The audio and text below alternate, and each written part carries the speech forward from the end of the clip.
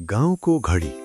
एका देशमा भिरकोट भन्ने एउटा सानो पहाडी गाउँ थियो। गाउँ सानो थियो, तर त्यहाँ बस्ने मानिसहरूको मन ठूलो थियो।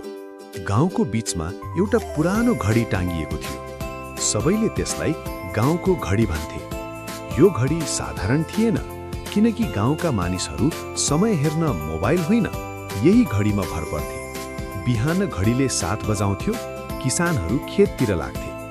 10 बज्दा आमाहरू पानी लिन जान्थे। 4 बज्दा बच्चाहरू खेल्न निस्किन्थे। साँझ घडीले 6 बजाउँदा सबै घर फर्किन्थे। एक दिन अचानक घडी रोकियो। घाम त उदायो, तर घडी बोलेन। किसानहरू अलमलमा परे।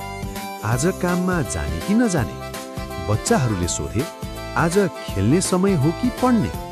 गाउँमा सानो हलचल मच्चियो। सबैले भने, अब त सहरबाट मिस्त्री बोलाउनु पर्छ।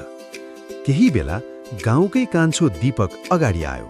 ऊ धेरै बोल्दैनथ्यो, तर धेरै सोच्थ्यो। उसले घडीलाई ध्यानले हेरेर भन्यो, हामी समय घडीले होइन, कामले चिन्थ्यौं।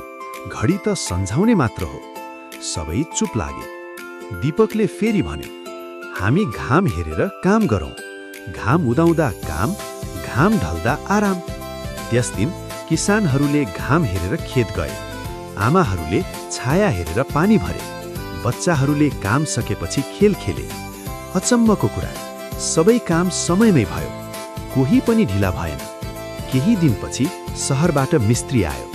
घडी फेरि चल्न थाल्यो, तर गाउँलेहरू मुस्कुराए। अब उनीहरूले घडी हेर्थे, तर भरोसा आफ्नै समझदारीमा गर्न थाले। त्यस दिनदेखि भिरकोटमा एउटा भनाइ चल्यो, घडीले समय देखाउँछ, तर मानिसले समय बनाउँछ। नमस्ते।